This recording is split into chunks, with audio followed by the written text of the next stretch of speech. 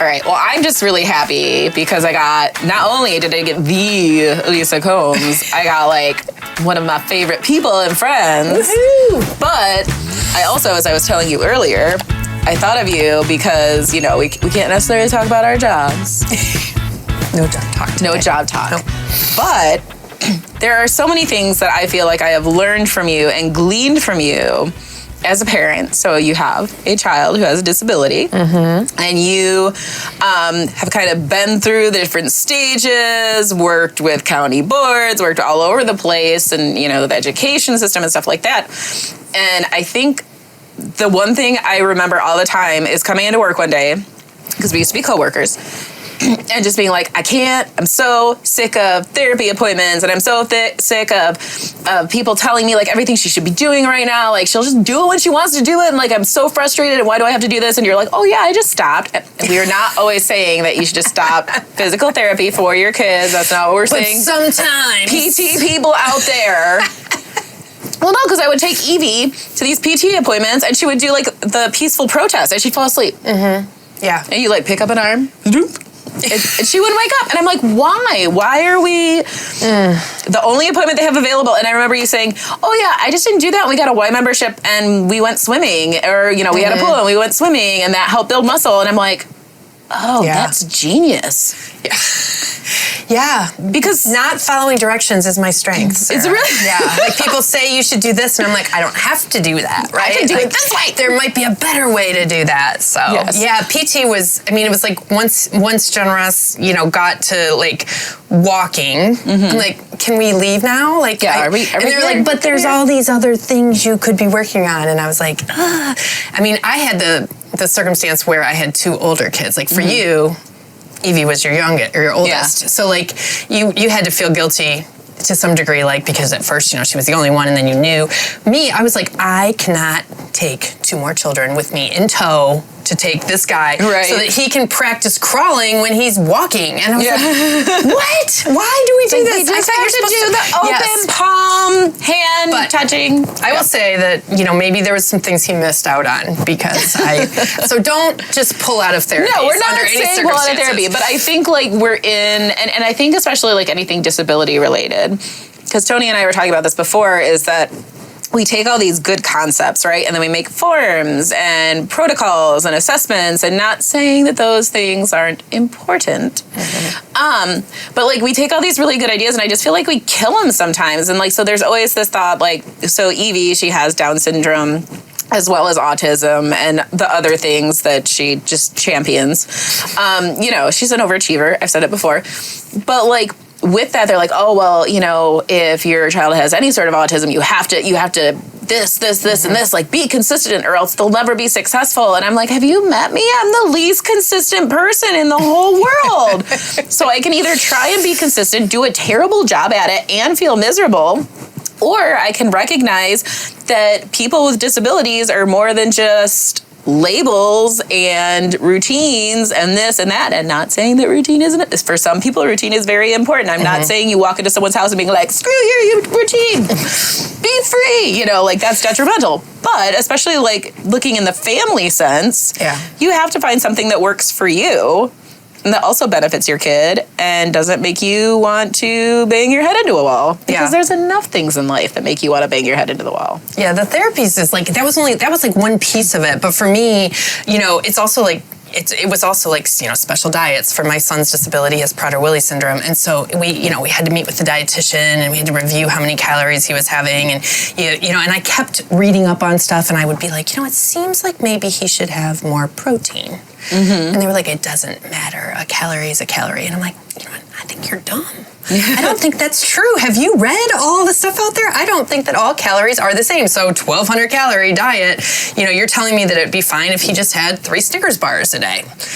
And I'm thinking grilled chicken and some veggies would probably be a better use of the time. And so then it seems like in general, the field often tries to, like, they have their set standards, their policies, what we say to certain people. And so they have to give those out. But I think as a parent, you have to use your common sense. You got to go with your gut. You got to go with what is going to work within your family. Like, is it going to is it going to work, for, some people it's the exact opposite with Prader-Willi syndrome right now, where they're on very macro-specific diets. Yeah. They have to have, 62.5 grams of this and 100.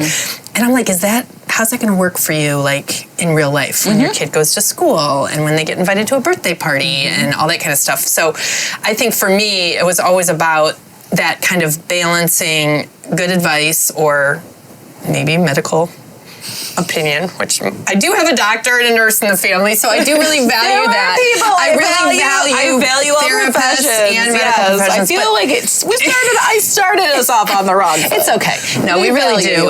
But I do think that it's super important to figure out as a family, what can you make work? What can you sustain for longer? Like if you can do this, yes, I can do this for 2 days, but can you do that for the next 20 years? Yeah. Because your child's going to be there. So it's real important. And I also think when it comes to structure and routine, similar to autism, people with Prader-Willi syndrome really thrive on that. But sometimes if you, I don't want to say cater to it, but if you set up your whole life around that and change how your normal family dynamics or own personality would be, you actually kind of feed the monster, per se. I don't know. I make that word up. I don't know. But it becomes where the person is that much more. Yeah. So I think there's got to be, again, a really good balance of, yes, we do best with routine and structure and to know, that we know what expectations are there.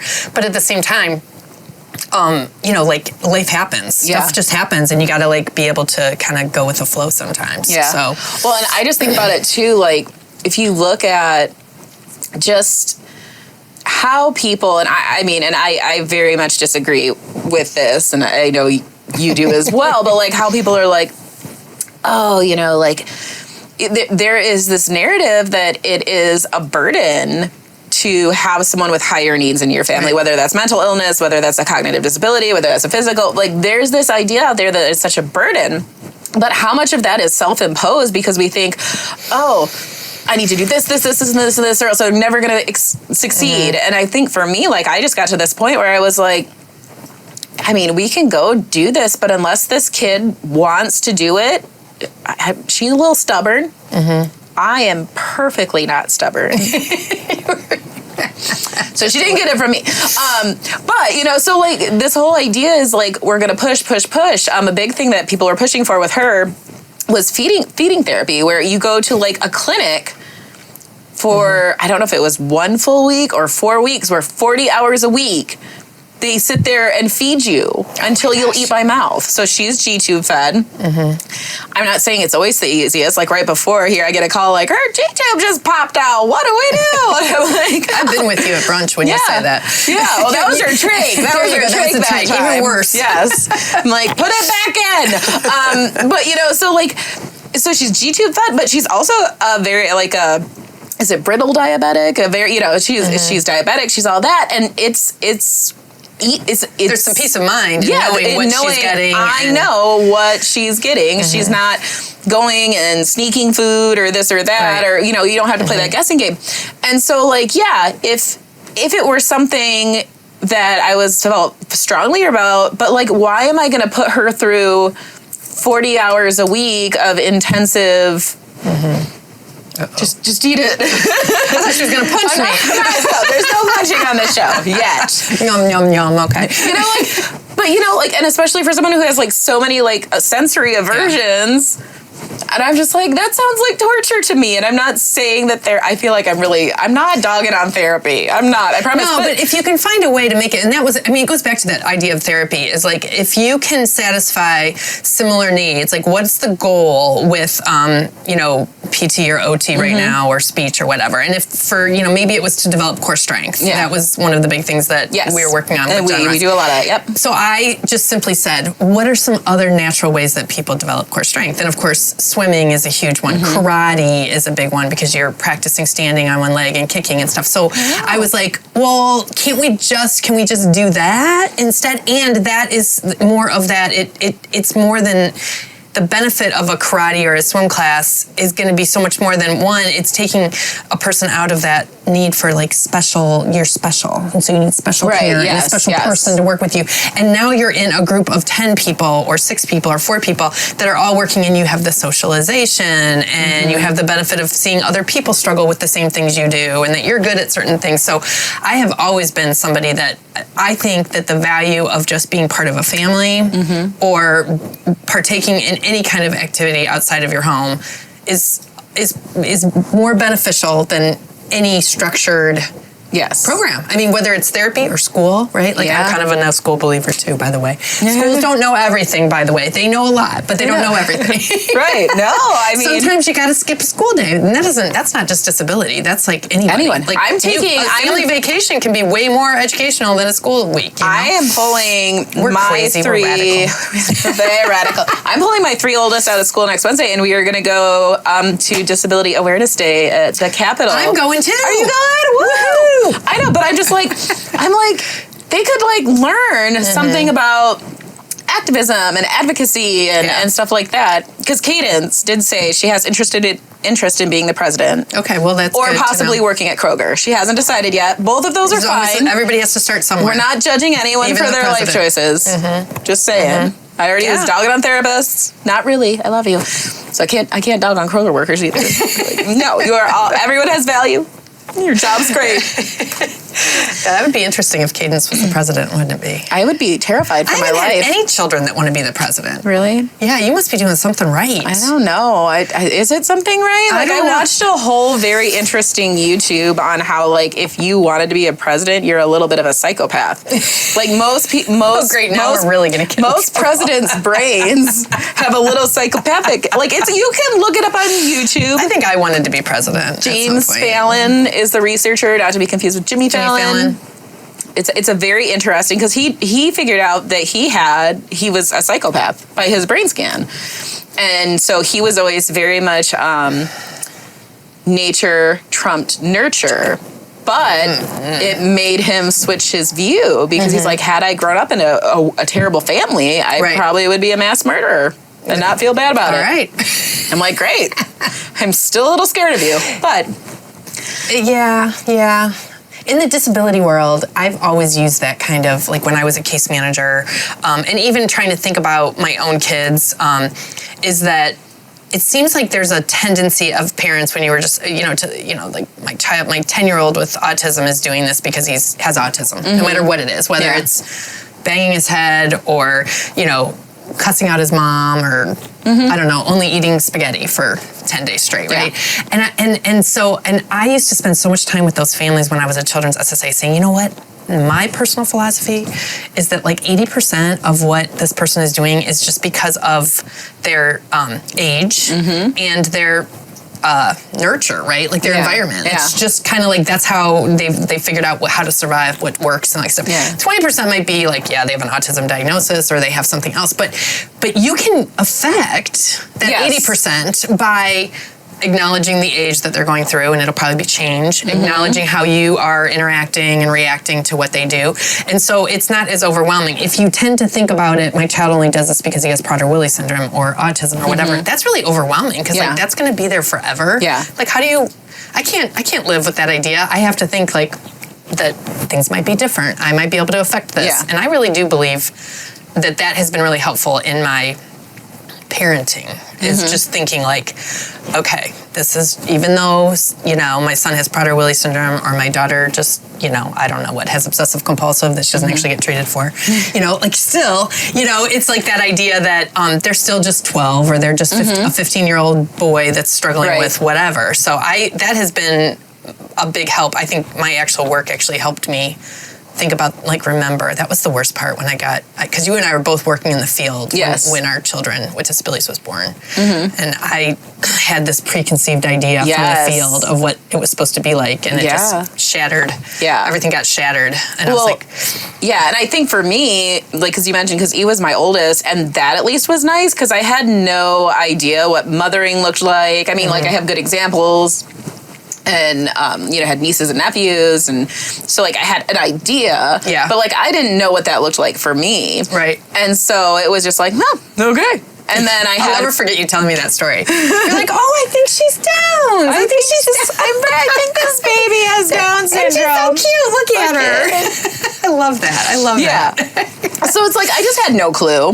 Yeah. And I almost feel better about that because I had nothing to compare it to. Yeah. I had, and while I had worked, like, at least in the DD field, like, I didn't have, like, some script of motherhood that I thought it was supposed to be. I had a big old script going on in my head. Because I had a little sister who was 11 years younger that I, like, was almost the parent mode. And so, I was always, plus and then John Ross was the third. So I had already had 2 girls, So I definitely had this big idea, and it just busted it wide open when I got that diagnosis. So Okay. All right. Let's just do this. I had the one person that I knew with the disability in my head, and I was just like, oh my God. And he was literally like the exact opposite of what my son is now, then, or ever was. But like, you just got that idea that like, oh my gosh, I have this little person that it looks just like the 12-year-old that I know. Yeah. And so, well, for me, when I had Evie, so we didn't have a prenatal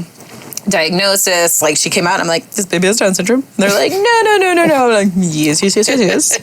I'm not mad. I'm just telling you. But for me at that time, I was working at a day program doing just like recreation, leisure, stuff like that. And there was a man there with Down syndrome who dementia is a big thing. Right. And he was in his 50s and he was going through dementia. And this guy who was always so happy, not that people with Down syndrome are always happy, but he was a happy fellow in general, not because of Down syndrome. I have to preface that. Was terrified, and he would come in crying, and he would just be confused, and it was just so heartbreaking. Yeah. And so I remember holding my day-old baby and sobbing, thinking that was her future. Yeah. And so I think especially like when you're in this field, you're like, oh, this is their future. Yeah. And to be able to think outside that. And so I had to sit down, and I had to remember, okay, if Evie had been born in 1980, if she made it to her 20th birthday, she'd be lucky. Right. If she had been born 10 years ago, she would have been lucky to live to this. Now, people are living longer lives, and no one's guaranteed anything, so I'm just going to love on my kid, right? Yeah. And I think that we get so caught up in diagnosis and treatments and this and that we forget, like, at the end of the day, like, you're a parent. And this is your kid. Yeah. Well, and that is exactly. I run a Facebook page for parents with folks with Prader-Willi syndrome, and so whenever we get a new person and they just got diagnosed, they're little, and they always post a little picture of their adorable child that you just want to go like, whoa. And then they say, do any parents have any advice for me? And I always love how many of the parents say overwhelmingly, just enjoy that child and just love on them and just don't, like for me, thankfully I'm really old and my son's really old. And so like there really wasn't much of an internet. It was dial up, at the time. And you couldn't really like get into all that stuff. But when you looked up anything online or in the books, it was a very archaic look at it. It wasn't up-to-date information, and they were all like adults that had not really had much treatment or therapies and good medical, all those kind of things that help people. So I swore off looking at anything like for like 5 years. Like it was all about him. Just like he just needs to be part of our family, and I just need to do the best I can and just get to know him and love him and all that stuff. And those were great. It was the best thing I could have done. Yeah. And so we always tell people on that Facebook page, just celebrate every accomplishment, hold the baby, think about, just enjoy as many moments as you can, because you have no idea what it's going to hold. There's no recipe that says this is how your child's going to end up. So there's no reason to do that. Yeah. What do you think is what's your best, strongest parenting skill you got going on, Sarah Milliman? Oh, I don't know that any of them are strong right now. I can think of a couple. So I think one of the things that I like about my parenting is I like my kids to feel listened to. That's something that I had growing up. So my parents didn't always, agree with me, and they might even say, yeah, that's kind of stupid. But thanks for sharing. But they value what you shared, yes. Yes. And so I think that that's something that I always try and do is listen to that. And then like even with Evie, she's what people call nonverbal. I don't like the term. There's probably not a better one. She doesn't talk with words. But even like if she's vocalizing or if she's, rolling her eyes or this or that, I'll be like, I hear you. I understand what you're saying. Like I just, so I think for them, and my kids are so much like me. They're like, Mom, you're not listening. You're not understanding. And I'm like, I hear what you are saying, and this is what I'm hearing you say. No. Okay. All right. So we do a lot. We are very verbal people. We do a lot of talking and listening. I would agree. I mean, I love when I talk to your kids, they let you know exactly what they're thinking. I always know what they're thinking, what's going on in their head. Yes. And to have the confidence at their ages, as young as they are, to just kind of like say that and be that. I mean, I think it's wonderful. So we were just talking about this. So I come from a very large family. There were 5 kids in my family, and then my sister has 6 kids. And we were having this conversation because my sister was having not a fight or, but just like certain situations with how teachers were interacting with her children. And they were coming from the point where I'm the adult, you're the child. And I remember very vividly a teacher telling me, I am the adult, you're the child. If I tell you the sky is purple and it's blue and you know it's blue, you will say, yes, ma'am, that sky is purple. And I remember my mother freaking out. And my mom's like 4'11", tiny little fireball. Like I've seen her have grown men cowering. She gets her finger out. Anyways, Jeannie, she's great. But I remember her looking at me and she's like, absolutely not. Yeah. If you know the sky is blue and they're trying to tell you it's purple, you say, no, ma'am, the sky is blue. She's like, you don't have to be disrespectful, but you will not agree with anyone just because they tell you to. And so that's a very big memory for me. But that's all. I feel like they did a very good job. Like if you do like the resiliency factors, I always think about those, and the resiliency factors are just like things that, give people resiliency to face life, right? Trauma in life. But one of them is being valued and seen and heard and all that. And so for any faults, not that you have any, Mom and Dad, any faults we always felt very seen and heard. Yeah. And important like that. So if there's anything, I feel like that has helped me so much in life. Yeah. But also my kids have it like, you need to know what I'm saying. Yeah. Well, yeah, it doesn't mean it makes it any easier. It just makes it that you grow strong, resilient children. But it doesn't mean that it's an easy situation. Sometimes it's easier just to shut it down. Shut up. Just I love you. You are meant to be, what they used to say, you're meant to be seen and not heard. Yeah, children should be seen and not heard. So, yeah. I think that's really good. I mean, I was sitting here when you were talking and I was thinking like, what's been my biggest pride and my biggest challenge and in parenting in general.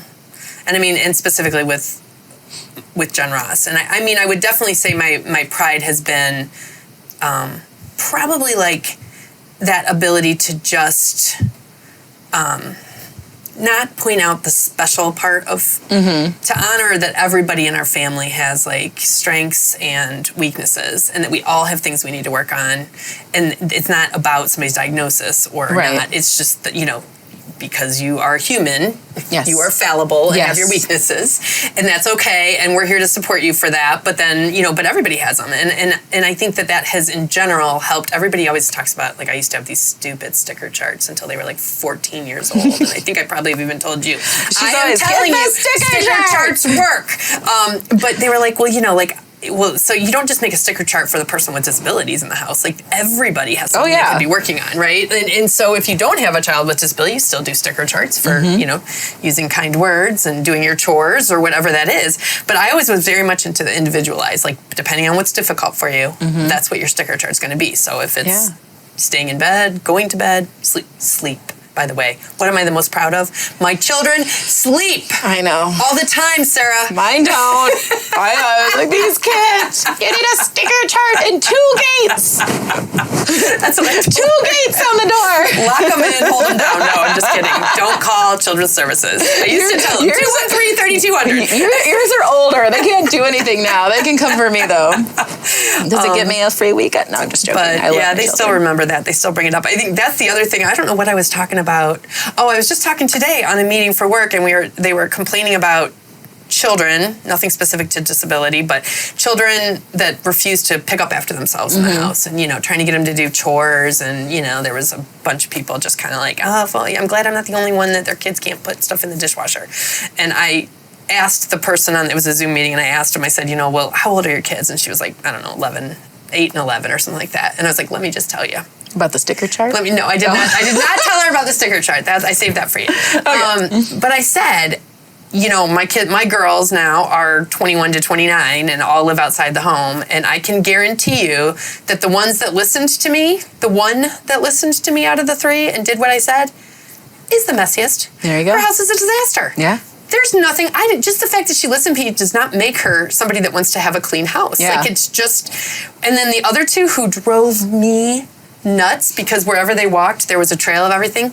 Obsessive compulsive, constantly cleaning up their room all the time, and they keep, especially the general area, and I'm like, there is no guarantee that whatever you're stressing out about right now, whether it's their bedroom or the kitchen or whatever, that by you doing anything is going to actually make them a better human being. Like, I feel like that's valid.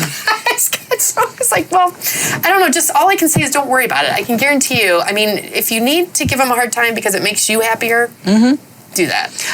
There's so many things in life that I'm just like,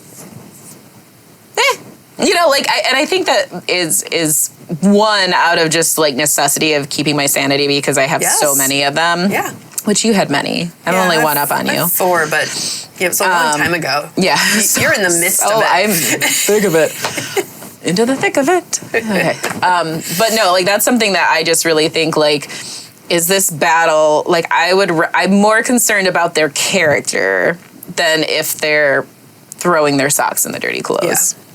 And so far, even that's sketchy. So, the character. The character. I mean, they're decent kids, but yeah, I think there's so many things that I'm just like, people will be like, oh, make them eat. Don't let them up from the table unless they eat. And I'm like, if that's your battle, I totally appreciate that and like that journey for you. That helps you sleep at night. You know what it is for me? My 3-year-old for the last 2 nights, I'm so hungry. I said, you should have eaten dinner. And she said, but I'm so hungry. I'm like, here's a piece of bread and butter. You may eat it. Yogurts. And you will get one piece. Yogurts or Cheerios. That's what was always the offer. Yeah. That's it. You got I nothing know. other I option. can't. No, I just There's no bread more and butter. meals to be made. I will not be making you anything. But mine was the room cleaning. That was one that my spouse and I did not agree on. He really wanted those rooms cleaned. And I was like, you know how easy it is to deal with that? Just close the door. Shut the door. Is it smelling yet? Maybe when it starts smelling, we'll go in there. I don't know. I just can't take that one on, Yeah. And like I said, the one that was probably the worst, her room looks better than my room does right now in her apartment. So, I don't know. I do think you got to figure out that balance. You got to figure out what really makes you tick and makes you feel good about going to bed at night and getting up in the morning and really, you can't do it all. Gosh, you can't do it all. You can't do all the therapies. No. You can't do all the medical advice. You can't do all the schoolwork. But I think that it just comes down to that, right? Parenting, you can't do it all. It's no different whether you have a kid with disabilities or a kid without disabilities. No. You just can't do it all. Nope. And so you get to choose that path. Progress, not perfection. There you go. There you go. All right. That's the saying. That's your parenting saying for today. But no, I think that we get so caught up in labels and diagnosis and this and that it's so difficult to remember at the end of the day. You just got to parent your kid. Love them how best you can. Yep. And then the rest stuff gets sorted out. Yeah, there's no perfect answer, that's for sure. I don't know. Those are lessons from Lisa and Sarah, right? There you go. We're here all week. We're here all week. We'll be back. Just be my co-host. It's fine. We'll just make people listen to us nonstop. So you didn't even tell them my story where I threw a remote control at the bunk bed and it broke into 18 pieces. Yeah. And that you broke the house and your kids still talk about it to this day. Because they wouldn't stop your getting adult out of bed. kids. And now to this day they talk about, remember when the very next morning, Mom, you broke the house down. Are you still mad? And I was like, well, I just broke the remote, but I'm really sorry, Mommy. Mommy was mad and angry and lost her mind. But yes, they still remember to this day. Are you going to break the house down, Mom? So there's a couple things. My kids like to remind me, hey, Mom, remember when you were driving and you called that person a bleepity bleep bleep bleep bleep? And I was like, no, I do not remember that. But it doesn't sound like a lie. So Great. One last piece of advice. All right. And because your kids are little and you're at the stage. Yeah. Always let the kids know when you're making decisions about like, am I allowed to do this, or what can you do this? Like, you're setting expectations, that you have the right to change your mind anytime you want. You have told me this before. This is a big one for me. And I feel like I have used it. Because it feels good. Because right now, yes, you can. Yes, but I can change my mind if all of a sudden that goes bad, or all of a sudden I start having anxiety about it. And my son driving, that's been, I'm like, right now I'll drive with you. And he got his driver's license, but like eventually there may be a time where I'm not comfortable driving with you or letting you use my car. There you go. But I think that's super important, that even as a parent, you can change your mind when you learn new information. Yeah. Nope. I think that is completely valid. Go. All right. I like it. Well, thank you. You're welcome. Thanks for having me. It was fun. Anytime.